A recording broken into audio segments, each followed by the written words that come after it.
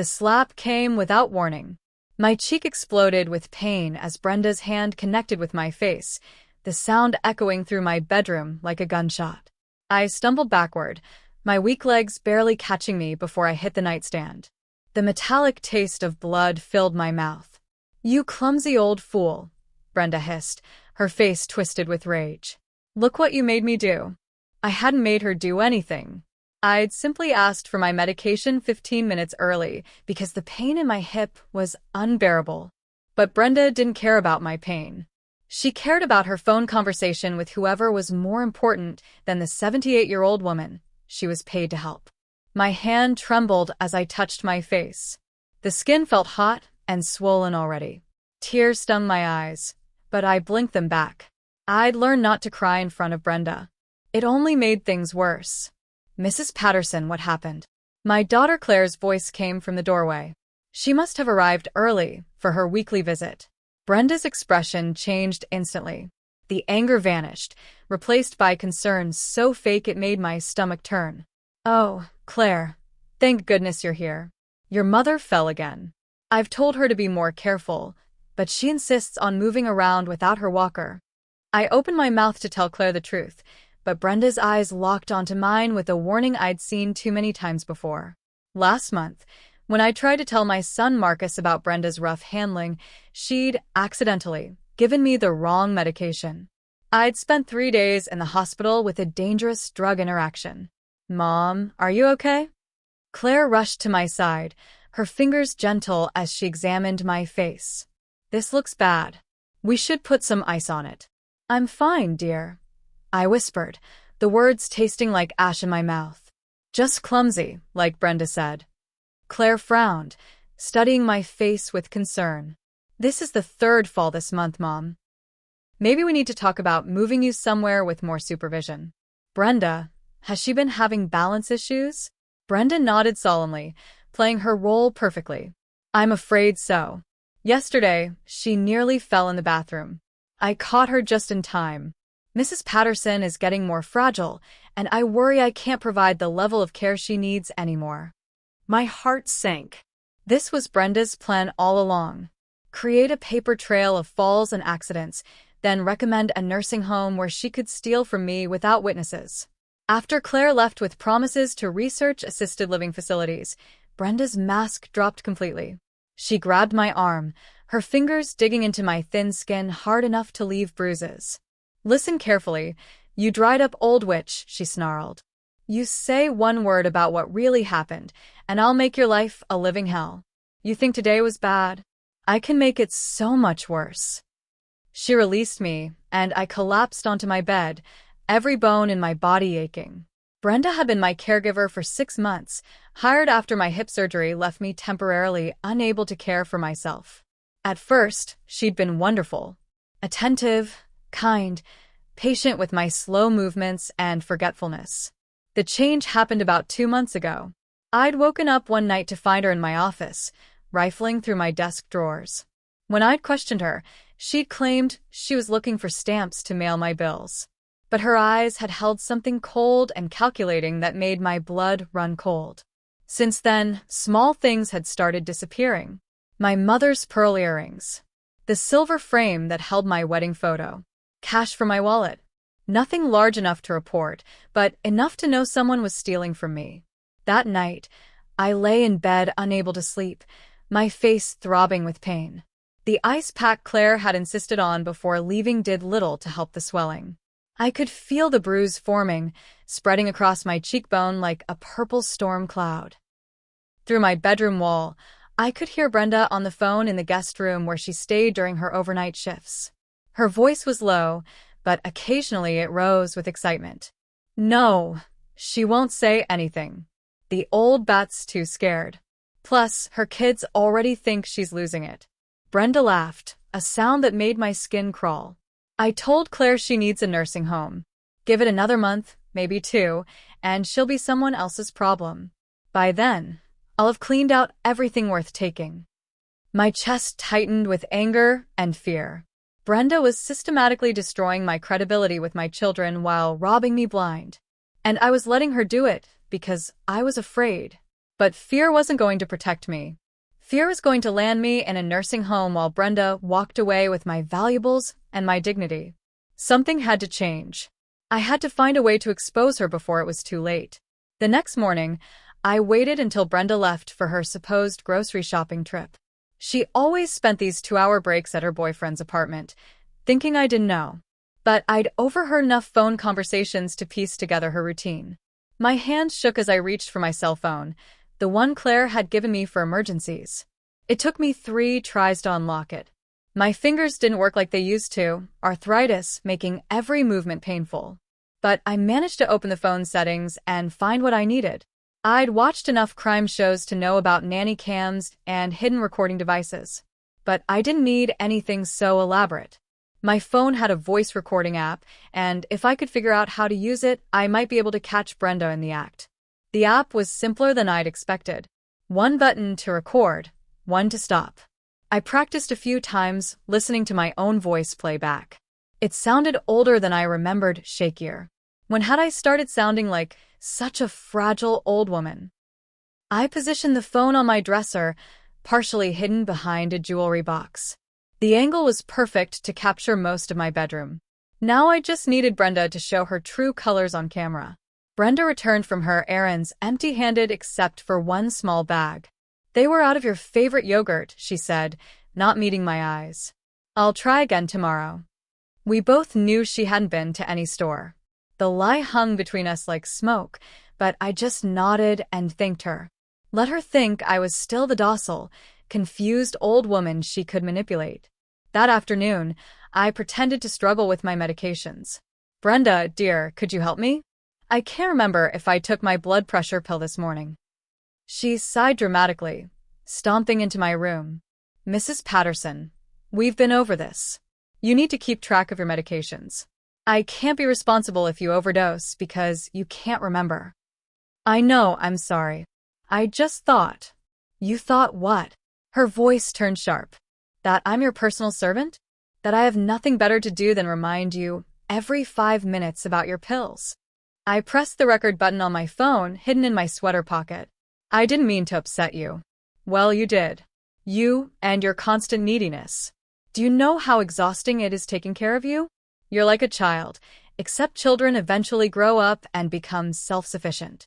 The recording worked. That night, after Brenda went to her room, I listened to the audio with my headphones on. Her cruel words came through crystal clear, along with the contempt in her voice. It wasn't enough to prove she'd hit me, but it was a start. Over the next week, I collected more evidence. I recorded Brenda complaining about me to her friends on the phone.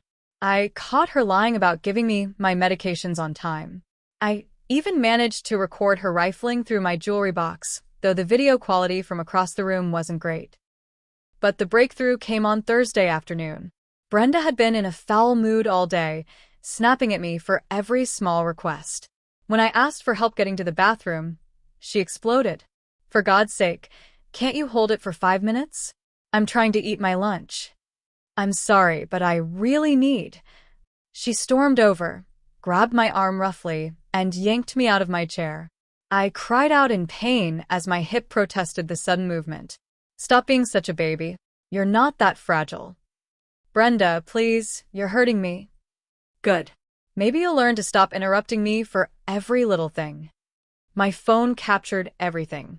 The rough handling, the verbal abuse, even the moment when Brenda deliberately squeezed my arm where she knew I bruised easily. I had my proof. That evening, after Brenda fell asleep, I carefully composed a text message to my son Marcus. My fingers moved slowly over the screen, but I was determined to get every word right. "Marcus, need to talk urgently. Not safe. Don't call, just come tomorrow at 2 p.m. Important. Don't tell Brenda you're coming. Mom." I hesitated before hitting send. This message would change everything. Once I exposed Brenda, there was no going back. But if I didn't act now, she would succeed in getting me put away in a nursing home while she robbed me of everything. The message sent with a soft whoosh. I deleted it from my sent folder and turned off my phone, hiding it under my mattress. Tomorrow would be the day everything changed. Tomorrow, I would finally fight back. I lay in bed, my heart pounding with fear and anticipation. What if Marcus didn't believe me? What if he thought I was confused, imagining things? Brenda had been so careful to paint me as forgetful and clumsy. Would my recordings be enough to overcome months of manipulation? Marcus arrived at exactly 2 o'clock, just as Brenda was leaving for her afternoon errands. I'd timed my message perfectly, knowing she'd be gone. My son's face showed concern as he took in my appearance. I hadn't been sleeping well, and the stress showed in the dark circles under my eyes. "Mom, what's wrong? Your text scared me." I pulled him into my bedroom and closed the door. My hands shook as I retrieved my phone from under the mattress. "I need you to listen to something. All of it. Don't interrupt until you've heard everything." Marcus settled into the chair by my bed, his expression growing darker with each recording I played. When the video of Brenda grabbing me roughly started, his jaw clenched so tightly I could see the muscles jumping. "That's why I've been falling so much," I whispered when the last recording ended. "Brenda's been pushing me, hitting me, handling me roughly. Then she tells everyone I fell. She's stealing from me too. My mother's pearls are gone. The silver frame. Money from my wallet." Marcus's voice came out low and dangerous. "How long has this been going on?" 2 months. Maybe longer. I was scared to say anything. She threatened to make it worse if I told. Marcus stood up and began pacing, his hands balled into fists. "We're calling the police right now. This is assault. Elder abuse. She needs to be arrested." "Wait." I grabbed his arm. "If we call the police now, it's just my word against hers. She'll say I'm confused, making things up. She's been building a case for months that I'm mentally declining. Claire already wants to put me in a nursing home." "Then what do you want to do?" I took a deep breath. "I want to catch her red-handed. I want proof so clear that no one can doubt what she's been doing. And I want to find out what else she's been up to. If she's done this to me, she might be doing it to other elderly people too." Marcus studied my face for a long moment. "What's your plan?" "Help me set up a real camera. Something she won't notice. And I need you to pretend everything is normal when she comes back." Can you do that? My son pulled me into a gentle hug. "Mom, I'm so sorry. I should have seen the signs. I should have protected you. You're protecting me now. That's what matters." Marcus worked quickly, setting up a small camera disguised as a charging station on my dresser. It had a clear view of my bedroom and would record continuously, uploading footage to a cloud storage account only he could access. "This camera has night vision too," he explained. "So, even if something happens when you're sleeping, we'll have it recorded. Keep your phone charged and nearby. If you need me, call immediately. I don't care what time it is." He also called Officer Amanda Hoskins, a family friend who worked in the police department's elder abuse unit. She agreed to review the evidence we already had and advised us on how to gather more. "Document everything," Amanda told Marcus over the phone. "Every bruise, every instance of verbal abuse, every item that goes missing. Take photos. Keep a journal with dates and times. The more evidence you have, the stronger the case will be." When Brenda returned, Marcus greeted her warmly. "Just checking in on Mom. She seems to be doing well today." Brenda's smile was plastic. "Some days are better than others.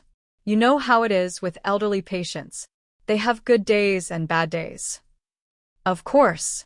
Well, I should get going. Mom, I'll see you this weekend." After Marcus left, Brenda's demeanor changed immediately. "What was he doing here in the middle of the day? Did you call him?"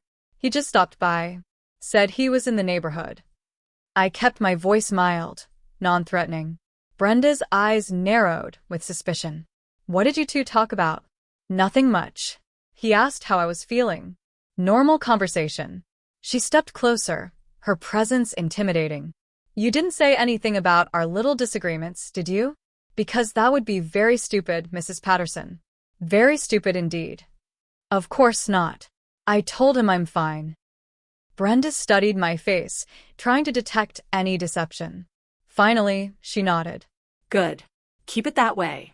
"Now, it's time for your medication." She handed me my pills and a glass of water. I took them obediently, but as soon as Brenda left the room, I spit them into a tissue. I'd learned that trick last month when I suspected she was over-medicating me to keep me drowsy and compliant. The camera on my dresser captured everything, including Brenda's threatening behavior. Marcus would see it all. The evidence was building. Over the next 3 days, the camera recorded a catalog of abuse. Brenda yanking me roughly out of bed when I didn't wake up fast enough. Brenda calling me degrading names when I asked for help. Brenda pocketing cash from my wallet while she thought I was sleeping. But the most damning evidence came on Sunday night. I woke up around midnight to the sound of voices in my office. Carefully, I grabbed my phone and crept to the doorway, staying in the shadows where I could record but not be seen. Brenda was on her laptop, logged into my bank account. Beside her sat a man I didn't recognize, maybe 30 years old with a sharp face and calculating eyes. "How much can we transfer without triggering alerts?" the man asked. "Maybe 5,000 at a time." The old woman never checks her accounts. Her kids do that for her once a month, so we have almost 3 weeks before they notice anything. "What about her jewelry? You said there were some valuable pieces." Brenda laughed. "Already sold most of it. The pearls got me $3,000. There's a ruby ring in her safe deposit box that's worth at least 20,000. I found the key last week." My heart pounded so loud I was afraid they'd hear it. Brenda wasn't just an abusive caregiver. She was running a full-scale theft operation, and she'd been planning this from the beginning. The man with her must be her boyfriend, the one she visited during her supposed errands. "What about when the kids start asking questions?" the man asked. "That's why I'm pushing the nursing home angle. Once she's in a facility, they'll blame any confusion or missing items on her dementia. By the time they figure out something's wrong, we'll be long gone with enough money to disappear." I carefully backed away, returning to my bed with my heart racing. The recording on my phone had captured everything. Their faces, their voices, their complete confession. This was exactly what we needed. But I couldn't wait for Marcus's weekend visit. This needed to end now, before Brenda could transfer any more money or steal the ruby ring from my safe deposit box. My hands shook as I texted Marcus. "Emergency. Come now. Bring Officer Hoskins. Have everything we need." The response came immediately. "On our way. 20 minutes.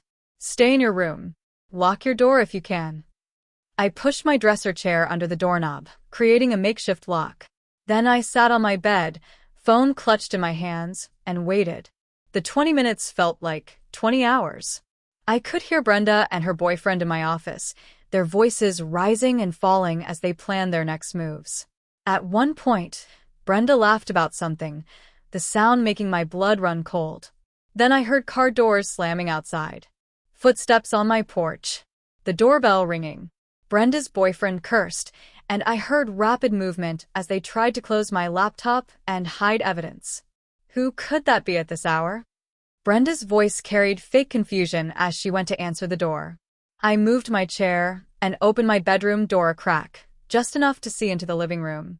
Marcus stood at the entrance with Officer Amanda Hoskins in full uniform, along with another officer I didn't recognize. "We need to speak with you about some concerns regarding Mrs. Patterson's care," Amanda said formally. Brenda's face went pale. "This isn't a good time. Mrs. Patterson is sleeping and—" "I'm awake," I called out, stepping into the hallway. "And I have some things to discuss with these officers."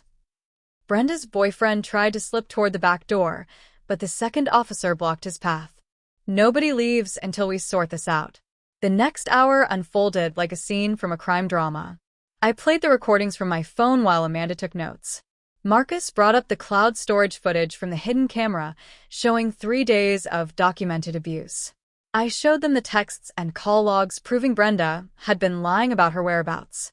But the final nail in Brenda's coffin came when Amanda checked my bank account on her laptop. "Mrs. Patterson, when was the last time you authorized a transfer of $5,000 to an account belonging to—" She checked her notes. "Tyler Brennan? Never.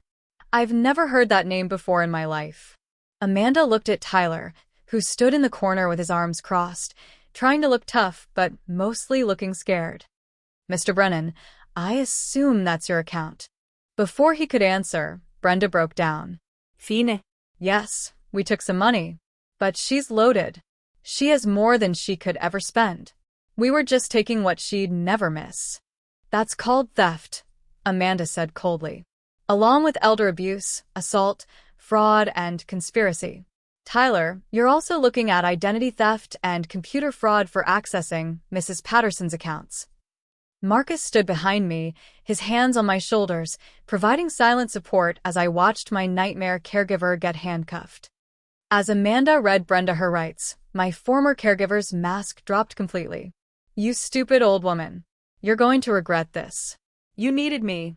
Without me, you'll end up in some state-run nursing home where they'll warehouse you like garbage. Actually, Marcus said quietly, my mother will be coming to live with me and my wife. We've already converted our guest room. She'll never need someone like you again. The officers led Brenda and Tyler out to separate police cars. Neighbors had gathered on their porches, watching the late-night drama unfold. Mrs. Chun from next door gave me a small wave of support. After they left, Marcus and I sat together in my living room, both of us shaking from adrenaline. How did I miss this? He asked, his voice breaking. How did I not see what she was doing to you? She was clever. She knew exactly how to manipulate the situation, how to make me look confused and fragile while she appeared caring and concerned. If she hadn't gotten greedy with the bank account, she might have succeeded. I'm so sorry, Mom. We should have been more careful about who we hired. We should have checked her references better. I squeezed his hand. You were trying to help me recover. None of this is your fault. Brenda fooled all of us at first. Officer Amanda returned after processing Brenda and Tyler at the station. She sat down with a notepad, her expression serious, but kind. Mrs. Patterson, I need to ask you some difficult questions for my report. Can you tell me about the first time Brenda physically hurt you? The words came slowly at first, then faster, as I finally released everything I'd been holding inside. I told her about the slap, the rough handling, the times Brenda had deliberately hurt me while pretending to help. I showed her the bruises on my arms where Brenda's fingers had pressed too hard. Did she ever prevent you from contacting your family? Not directly. But she made it clear there would be consequences if I told anyone what was happening. Once, when I tried to tell Marcus about her behavior, she gave me the wrong medication. I ended up in the hospital for 3 days. Amanda's pen moved quickly across her notepad. That's attempted poisoning. We'll add that to the charges. What about the theft? When did you first notice items going missing? I walked Amanda through everything. My mother's pearl earrings, valued at $1,500. The silver picture frame, an antique worth nearly $2,000. Cash from my wallet, probably $300 or $400 over several weeks. And now the bank transfers totaling at least $10,000. There's also my ruby ring, I added. Brenda mentioned it tonight. She said it's in my safe deposit box and worth about $20,000.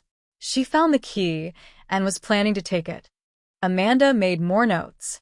We'll need to secure that box immediately. Do you have access to it? Marcus has a key. We can go first thing in the morning when the bank opens. Good. I'll also need copies of all the recordings you made, both video and audio. These will be crucial evidence in the prosecution. As Amanda collected evidence, I felt the weight of the past 2 months beginning to lift. For so long, I'd felt helpless, trapped in my own home with a person who was supposed to care for me, but instead terrorized me. Now, finally, the truth was coming to light. What happens next? I asked. Brenda and Tyler will be arraigned tomorrow. Given the evidence, I expect both will be held without bail. The district attorney will review the case and file formal charges. You'll probably need to testify at trial, but with this much documentation, they might plead guilty to avoid a longer sentence. Marcus touched my shoulder gently. How do you feel, Mom? Really? Tired. Relieved. Angry that I let it go on so long. You were scared. That's not your fault. Over the next few days, the story spread through my community. Neighbors I'd barely spoken to for months stopped by with casseroles and concern. Mrs. Chun brought homemade soup and apologies for not noticing something was wrong. I heard shouting sometimes, she admitted, but I thought it was just the television. Claire visited with tears streaming down her face. Mom, I'm so sorry. I should have listened when you tried to tell me. I just assumed you were getting confused because of your age and medications. Brenda was very convincing, I assured her. She knew exactly what to say to make everyone think I was declining mentally. It wasn't your fault. The physical bruises faded within a couple of weeks, but the emotional scars took longer to heal. I found myself jumping at sudden movements, flinching when people reached toward me too quickly. Marcus noticed and suggested therapy, which helped more than I'd expected. The investigation revealed I wasn't Brenda's first victim. Police found evidence linking her to 3 other elderly clients who'd reported similar issues, but were dismissed as confused or attention-seeking. In each case, Brenda had stolen money and valuables before moving on to a new victim. Tyler had been helping her for at least a year, using his computer skills to access bank accounts and sell stolen items online. The trial took place 4 months later. I sat in the witness stand, my voice steady as I recounted everything that had happened. The prosecution played the recordings I'd made, and several people in the courtroom gasped at Brenda's cruelty. When it was Brenda's lawyer's turn to question me, he tried to suggest I'd misunderstood her actions. Isn't it possible, Mrs. Patterson, that what you perceived as abuse was simply a stressed caregiver trying to provide adequate care under difficult circumstances? No, I said firmly. A stressed caregiver doesn't steal thousands of dollars from her patient. A stressed caregiver doesn't call someone names and deliberately hurt them. Brenda wasn't stressed. She was cruel and calculating. The jury deliberated for less than 3 hours before returning guilty verdicts on all counts for both Brenda and Tyler. Brenda received 8 years in prison. Tyler got 6 years for his role in the financial crimes. As the judge read the sentences, Brenda turned to glare at me one final time. Her eyes held pure hatred, but I refused to look away. She'd tried to steal my money, my dignity, and my independence. But in the end, I'd won. Moving in with Marcus and his wife Paula turned out to be the fresh start I needed. They'd converted their guest room into a small suite with a private bathroom and sitting area. Paula worked from home, so I was never alone, but she respected my independence and privacy. I was worried about being a burden, I admitted to Paula one morning over coffee. "You're not a burden, Mom," she said warmly. "You're family." Besides, Marcus was terrified after what happened. He needed you close where he knew you were safe. I still had moments of anxiety, especially when meeting new people. Part of me expected everyone to turn out like Brenda, hiding cruelty behind a caring facade. But therapy helped me work through those fears and learn to trust again. The money Brenda and Tyler had stolen was eventually recovered through asset seizure and restitution orders. My ruby ring was safe, never having been taken from the safe deposit box. I decided to give it to Claire as an early inheritance, along with my mother's remaining jewelry. "I want you to have these now, while I can see you enjoy them," I told her. "They're too valuable to risk losing again." Claire hugged me tight, tears in her eyes. "I'll treasure them, Mom. I promise." 6 months after the trial, Officer Amanda Hoskins called with unexpected news. "Mrs. Patterson, I wanted you to know that your case has led to some important changes. The police department has created a new elder abuse task force, and we're training officers specifically to recognize the warning signs." "That's wonderful," I said, genuinely pleased. "There's more. Several other victims have come forward after seeing your case in the news. We're building cases against 3 other caregivers who are operating the same kind of scam. Your courage in reporting Brenda and gathering evidence has helped a lot of people." After hanging up, I sat for a while, thinking about how close I'd come to becoming just another statistic. If I hadn't overheard Brenda's phone conversation that day, if I hadn't decided to fight back, I might be in a nursing home right now while she lived off my stolen money. But I had fought back. I'd been scared and hurt and manipulated, but I'd found the strength to expose the truth. That strength had come from years of surviving life's challenges, from raising children and building a life with my late husband, from weathering every storm that came my way. Brenda had underestimated me. She'd seen an elderly woman with a bad hip and assumed she could exploit me forever. She'd never imagined I'd outsmart her. A year after moving in with Marcus, I was sitting in Paula's garden when Claire arrived with her teenage daughter Amy. My granddaughter had been doing a school project about personal heroes, and she wanted to interview me. "Grandma, what made you finally decide to report your caregiver?" Amy asked, her phone recording our conversation. I thought carefully about my answer. I realized that staying silent wasn't keeping me safe. It was just giving Brenda more power over me. The day I started recording evidence was the day I took my power back. Were you scared? Terrified. But I was more scared of spending the rest of my life as a victim. Sometimes courage isn't about not being afraid. It's about being afraid and doing what's right anyway. Amy nodded thoughtfully. My teacher says your case changed laws about background checks for caregivers. Is that true? Partially. The state now requires more thorough criminal background checks and references for anyone working with elderly or vulnerable adults. It's not perfect, but it's better than it was. After Amy left to work on her project, Claire stayed behind. "Mom, I need to say something I should have said a year ago. I failed you. I saw the signs and didn't act on them." "Claire, we've been over this. Brenda manipulated all of us." I took my daughter's hand. "What matters is that when I needed help, you and Marcus were there. You believed me. You helped gather evidence. You supported me through everything. That's what I choose to remember." We sat together in the garden, watching butterflies dance among Paula's flowers.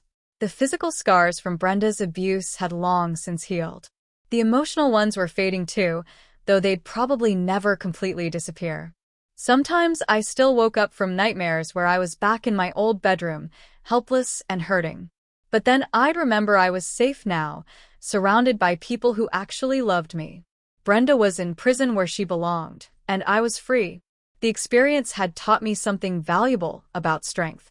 I'd always thought of myself as fairly tough, someone who'd survived plenty of life's challenges. But I'd never imagined I'd need to be strong enough to fight back against someone trusted to care for me. That slap across the face had been a turning point. In that moment of pain and humiliation, something inside me had hardened into determination. Brenda had tried to make me feel small and weak and helpless. Instead, she'd awakened a fighter I didn't know I still was. And I'd won.